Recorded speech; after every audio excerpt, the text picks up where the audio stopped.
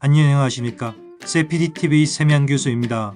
역사적으로 혁신적인 기술이 처음 등장했을 때 많은 사람들에게 엉터리나 사기라고 비난받았지만 결국 성공적으로 개발되어 인류에 공헌한 사례는 여러 가지가 있습니다. 대표적인 몇 가지를 살펴보겠습니다. 1. 전구 토마스 에디슨 이야기입니다.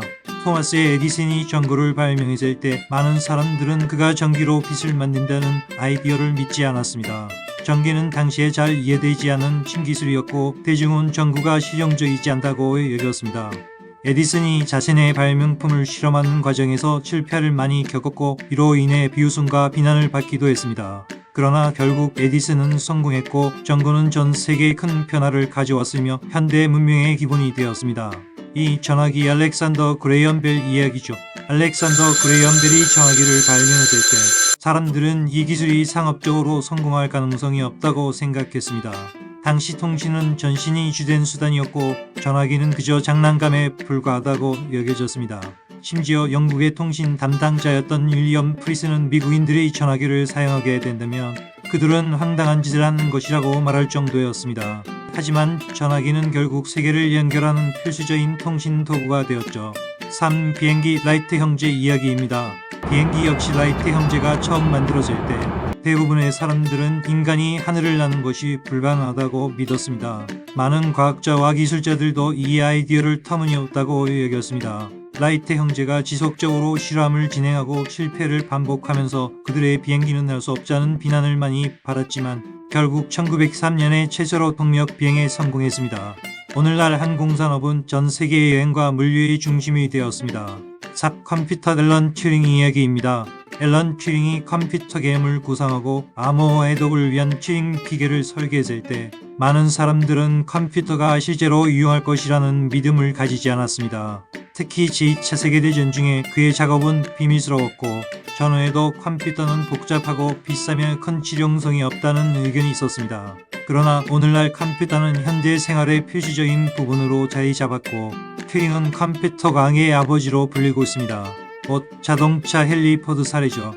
헨리 포드가 자동차의 대량 생산을 계획했을 때 많은 사람들은 그가 일반 대중이 자동차를 소유하는 세상을 꿈꾼다는 것을 비웃었습니다. 자동차는 당시에 극히 비싼 사치품이었고 대다수의 사람들이 접근할 수 없는 물건으로 여겨졌습니다. 하지만 포드는 자동차 생산 공정을 혁신하고 비용을 줄여 일반 사람들이 자동차를 쉽게 구입할 수 있도록 만들었습니다. 이는 교통과 산업의 혁명을 가져왔습니다. 이러한 사례들은 모두 당시의 사람들로부터 의심과 조롱을 받았지만 결과적으로는 세상을 변화시키는 혁신을 이끌어냈다는 공통점이 있습니다. 혁신은 종종 처음에는 의심을 받지만 그것이 성공하면 우리의 삶을 영원히 변화시키는 힘을 가집니다.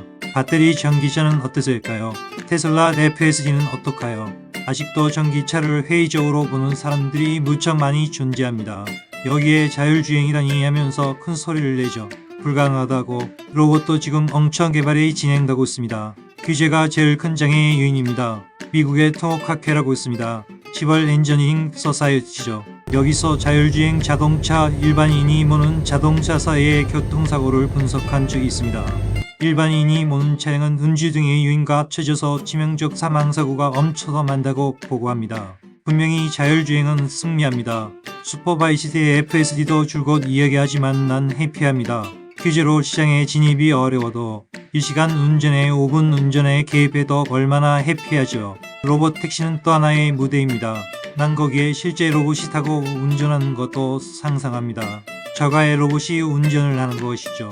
FSD 상황에서 슈퍼바이시드를 로봇이 대신하는 것입니다.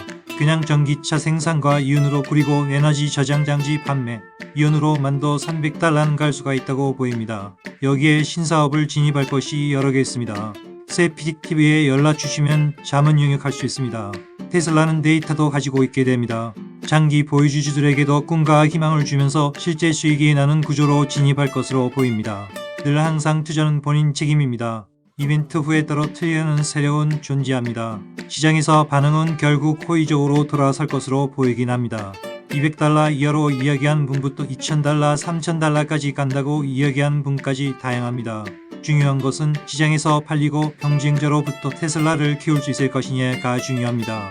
우선 전기차 에너지 저장 장치 시장은 성장세로 지켜야 할 것으로 보입니다. 따라서 최저 한선이 올라갈 것이고 그 선이 $300 이상으로 보고 있습니다. 여기에 신사업이 터지면 즐거운 일이 생기겠죠.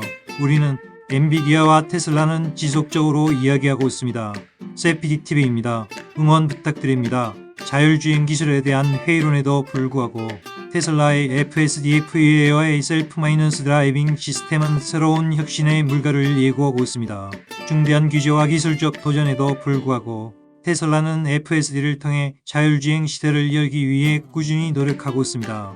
미국 소목학회의 연구에 따르면 자율주행 차량은 인간이 운전하는 차량보다 사고율이 낮다는 결과를 보여주며 이는 자율주행 기술의 안전성을 뒷받침하는 중요한 증거가 됩니다. 세피디TV가 제안하는 로봇 택시의 개념도 흥미롭습니다. 저가의 로봇이 실제로 운전을 하며 FSD 상황에서 슈퍼바이지드 역할을 대신하는 만큼 이는 자동차 산업의 새로운 패러다임을 제시할 수 있습니다. 다시금 강조하지만 윤리적으로 우리의 사업 모델이니 연락 주시기 바랍니다. 테슬라는 전기차 에너지 저장 장치 판매 이름만으로도 $300 이상의 주가를 유지할 수 있으며 신사업 진출로 더욱 높은 수익을 기대하고 있습니다.